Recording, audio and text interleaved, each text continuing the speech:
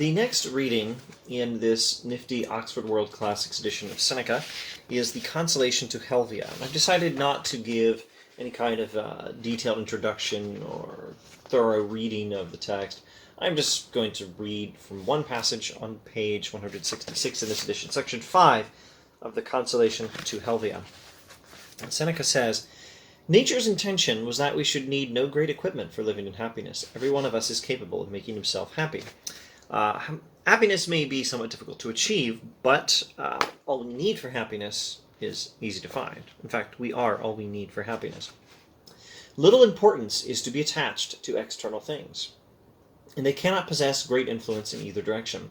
The wise man is neither raised up by prosperity nor cast down by adversity, for always he is striven to rely predominantly on himself and to derive all joy from himself. A wise person derives all happiness from his or her own self, and specifically his or her own virtue.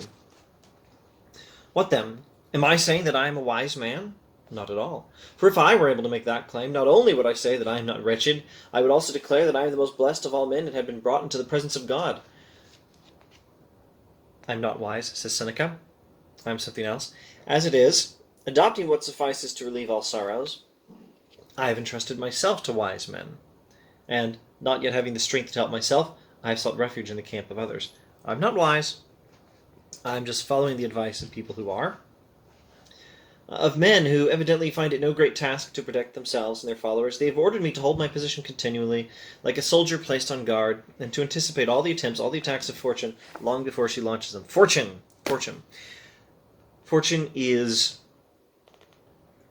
the metaphorical representation of everything in this world that's not in our control, that is given and taken away, sometimes without any clear reason.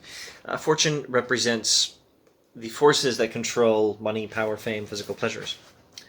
Fortune makes you go up in the world, makes you go down in the world. Fortune is an inconstant friend, if a friend at all.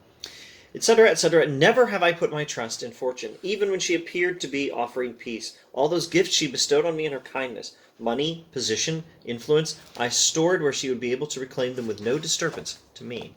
So fortune may give you some things. Money, position, influence. Money, power, fame, physical pleasures is the more thorough list of the traditional things all these old philosophers talk about.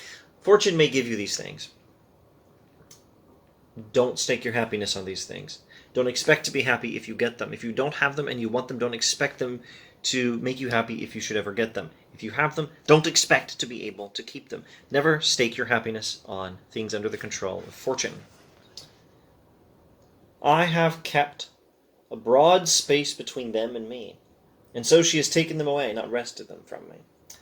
No man is crushed by misfortune unless he has first been deceived by prosperity. Bad luck, bad fortune will not make you sad unless you've been deceived by the prosperity you may have enjoyed in times of good fortune. Don't assume that you're going to be able to keep it. Always expect that your luck will turn. Things will get worse. Always expect these things. Always expect and be prepared for things to go badly.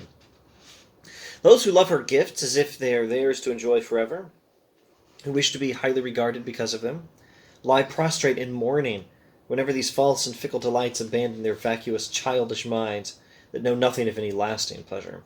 But the man who has not become puffed up by happy fortune does not collapse when there is a reversal.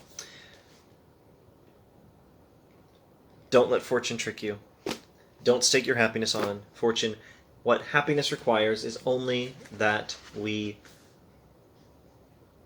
be virtuous and be satisfied with virtue. We don't need any external things to be happy. Don't trust fortune. Expect it to let you down. And bad fortune will never make you unhappy unless you've made the mistake of thinking you needed the things under the control of fortune to be happy, and unless you've been deceived by good times into thinking that you'll be able to keep them. You won't.